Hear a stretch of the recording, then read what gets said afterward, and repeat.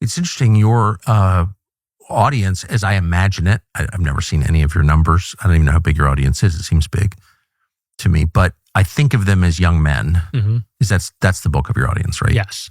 And yet here you are criticizing weed and video games and the internet, and you work on the internet. You are a creation. I mean, you wouldn't exist without the internet, of course. You didn't get a job at NBC News. So what kind of reaction do you get when you criticize weed, gaming, and the internet to young men? A lot of them agree with it because they get it. It's their life.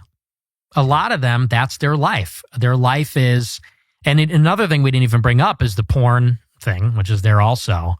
This is their life. Weed, gaming, porn. And I think they know it's bad. I think they know there's like some sense of guilt. And so it's interesting. I would say it's maybe an 80-20 split where 20% say, oh, you're against weed? Not cool, man. It's just a plant. Well, they're very defensive about it, about these addictions. And I think 80% say, I know I have a problem. Like I have a guilty conscience. I know it's bad. I know it's terrible. Why are you against weed? Because I think that it's compromises the integrity of your mental faculties. I think there's something deeply wrong with that.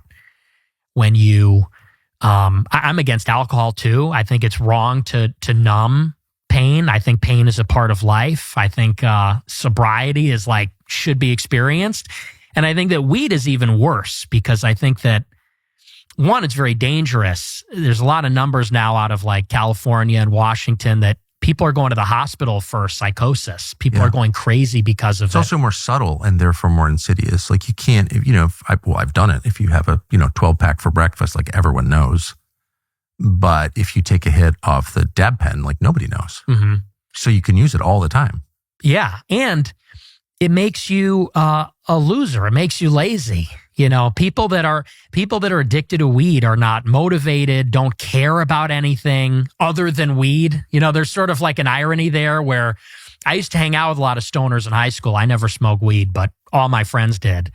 And they were so chill and relaxed and didn't care about anything.